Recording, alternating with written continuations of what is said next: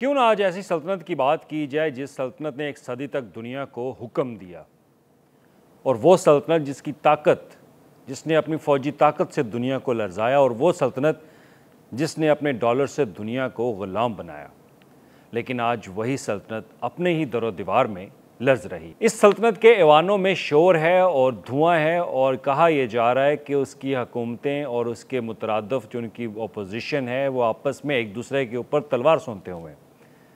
और कहा यह भी जा रहा है कि इस सल्तनत के अंदर एक शटडाउन है, एक तारीकी अंधेरा जो है वो आइंदा 24 घंटे में आने वाला है।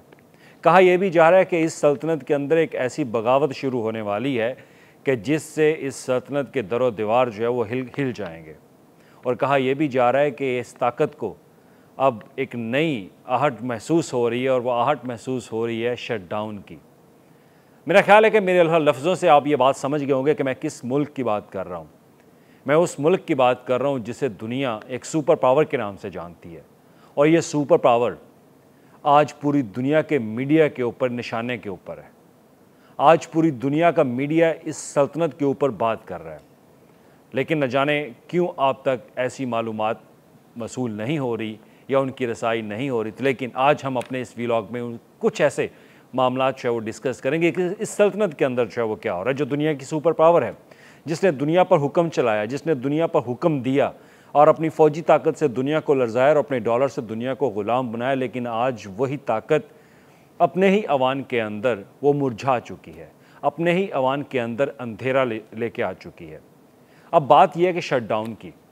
अब यूएसए की अगर आपने सुना होगा, ख़बरों में देखा होगा, तो यूएसए के अंदर एक शटडाउन की जो कॉल है वो दी जा चुकी है। शटडाउन की कॉल है क्या? बेसिकली बुनियादी तौर पर जो एक बजट के ऊपर बहस जो चल रही है यूनाइटेड स्टेट के अंदर, उसमें रिपब्लिक और डेमोक्रेट्स जो आपने सामने है।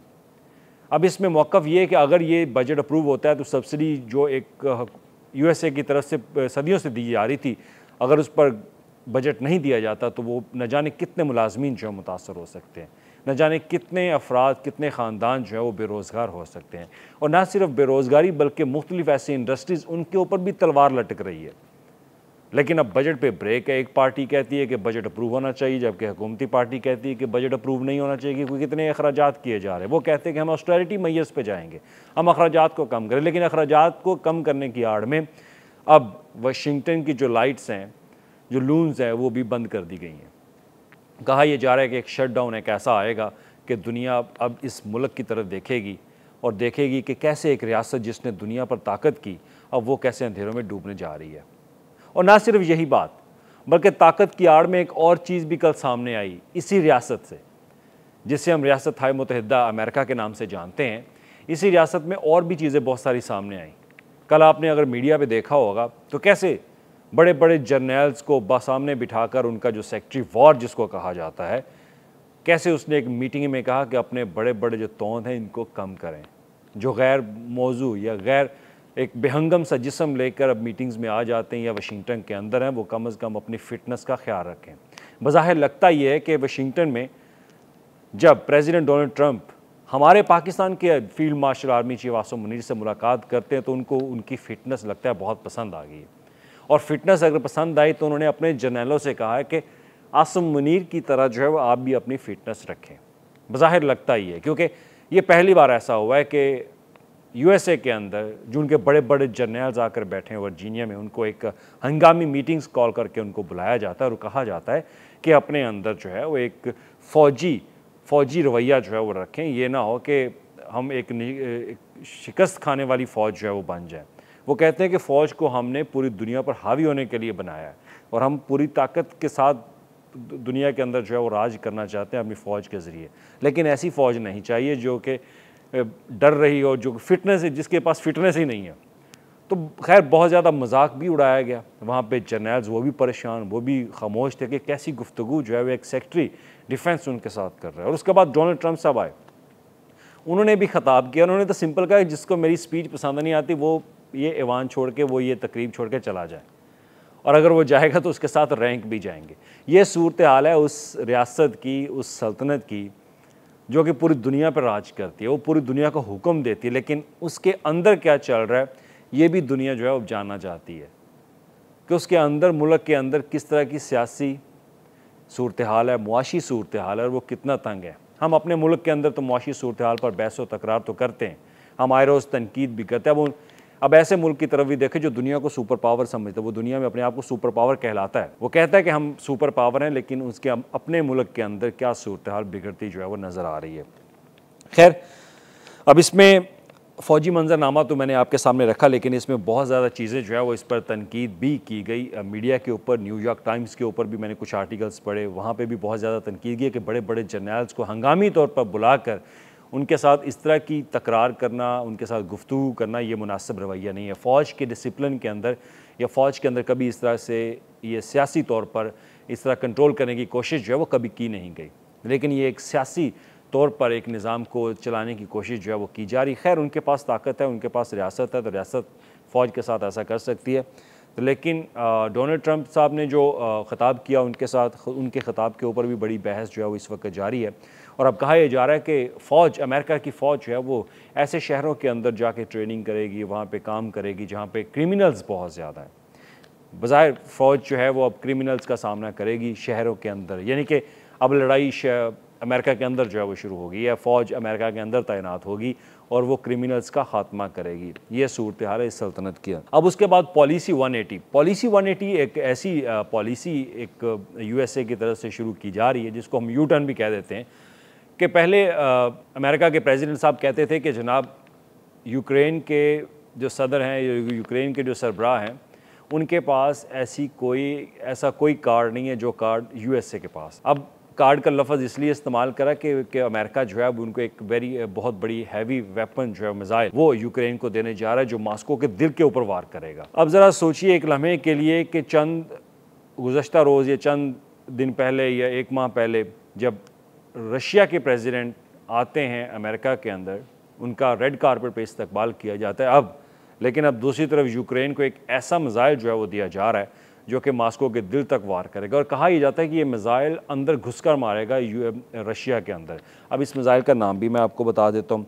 अब इसका नाम जो है वो टॉम हॉक इसको कहा जाता है। ये एक क्रूज़ मिसाइल है और ये वो मिसाइल इसको कहा जाता है कि जो मॉस्को के अंदर घुसकर जो है वो नुकसान पहुँचाएगा। लेकिन अब इसमें यह फ़ैसला हकीकत है या ताकत का असल नशा दिखाई दे रहा है, लेकिन इस पर अभी कोई डिसीजन जो है वो नहीं आया। और इस पर जो अमेरिका के वाइस प्रेसिडेंट है JD वैंस, उन्होंने कहा कि इस पर हतमी फ़ैसला जो है वो प्रेसिडेंट ट्रंप ही करेंगे। लेकिन ऐसी बात चल रही है, इस पर मुख्तलिफ आर्टिकल जो हैं वो लिखे जा चुके हैं। वाशिंगटन पोस्ट में भी लिखा गया, न्यूयॉर्क टाइम्स के अंदर जो है वो लिखा गया कि ये कैसी पॉलिसी है कि अगर आप एक तरफ एक मुल्क के सरबराह से मुलाकात करते हैं, उसका रेड कारपेट का इस्तकबालिया उसको देते हैं, लेकिन दूसरी तरफ आप उसी के मुखालफ को उसी के ख़िलाफ़ कार्रवाई करने के लिए एक क्रूज़ मिसाइल जो है वो टॉम हॉक दे रहे हैं, जिसकी रेंज काफ़ी ज़्यादा, और ये बहुत हैवी मिसाइल इसको कहा जाता है।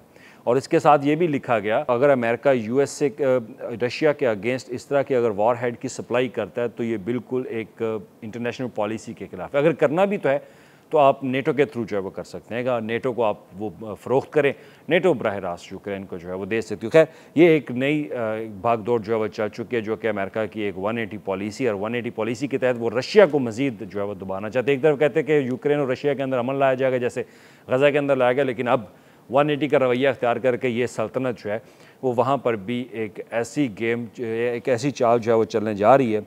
और इसमें लगता ये है कि बज़ाहिर अमेरिका जो है वो अब एक ऐसी वॉर हेड के अंदर जा रहा है जिसमें हो सकता है वो कोई कंट्रोल करना चाहे।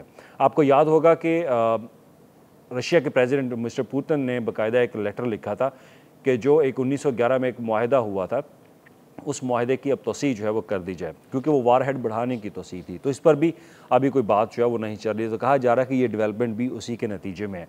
हो सकता है कि अमेरिका वो अब एग्रीमेंट ना करे, वो उस एग्रीमेंट को तोसी जो है वो ना दे।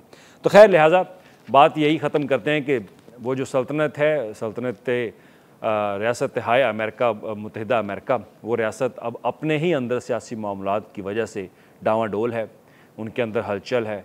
अब कहा यह जा रहा है कि आइंदा 12 घंटे उनके लिए बहुत इंपॉर्टेंट है कि अगर वो बिल पास ना हुआ जो सब्सिडी के हवाले से, तो फिर एक शट डाउन समझा जाएगा। और ये अमेरिका की तारीख में पहली बार ऐसा होगा, अमेरिका की तारीख में पहली बार हो। और ऐसा इस वजह से हो रहा है क्योंकि जब जो नई इंतज़ामिया है, वो नई इंतज़ामिया कुछ ऑस्टेरिटी मैज़ करना चाहती, जो उनके दावे हैं कि वो अपने अखराजात को कम करना चाहते हैं, लेकिन अखराजात की आड़ में कुछ ऐसी पॉलिसीज़ भी आ जाती हैं जिसमें बराह रास्त आवाम मुतासर होती है, और जब आवाम मुतासर होती है तो फिर मामला जो है वो ख़राब भी होते हैं। तो खैर अब पॉलिसियों का रुख जो है कभी मशरक़ की तरफ करते हैं, लेकिन अब मगरब जो है वो वेस्ट वो ख़ुद परेशान है कि अब वो अपने मुल्क के अंदर जो है वो सियासी सूरत हाल को कैसे निपटे, मुआशी सूरत हाल को कैसे निपटे, अपनी फ़ौज को कैसे फ़िट करें। अब फ़ौज को फ़िट करने की कोशिश आ गई और उनको कहा जा रहा है कि आपको हमने वार करने जंग करे के लिए काबिल बनाना है। हमने एक ना शिकस्त होने वाली फ़ौज जो है वो उसको हम बनाएंगे, ये ना हो कि वो शिकस्त का खाकर आ जाएँ। तो एक नई वार की लड़ाई की तैयारी जो है वो की जा रही है। बज़ाहिर लगता तो ये, लेकिन कहा यही जा रहा है कि वाशिंगटन या शिकागो के अंदर या दीगर जो सिटीज़ हैं उनके वहाँ पर क्रिमिनल्स को ख़त्म करने के लिए अब फ़ौज जो है वो तैनात की जा रही है। तो खैर ये है ताकत अमेरिका की जो सल्तनत है उसके अंदर मुत्तहिदा मगर तकसीम हो चुकी है। और इसमें अगर देखा जाए तो सवाल अब आपसे मेरा ये इसमें जो कॉल टू एक्शन है, अब सवाल ये है कि आप क्या समझते हैं कि क्या वाकई ये अमेरिका के अंदर एक नई हलचल है? क्या अमेरिका एक नई सिमत की तरफ जा रहा है? क्या वाकई अपने अखराजात को कंट्रोल करना चाह रहे हैं या कोई नई सियासी तब्दीलियाँ होने जा रही हैं? अब इसका जवाब आपने ज़रूर देना, अपनी राय ज़रूर दे दीजिएगा, क्योंकि ये वही सल्तनत थी, ये वही मुल्क था जिसने दुनिया पर राज किया, जिसने अपनी फ़ौजी ताकत से दुनिया को लर्ज़ाया और डॉलर से ग़ुलाम बनाया। लेकिन आज वही सल्तनत एक ऐसे दहाने पे अपनी दरो दीवार के अंदर जो है वो लर्ज़ रही है। शुक्रिया।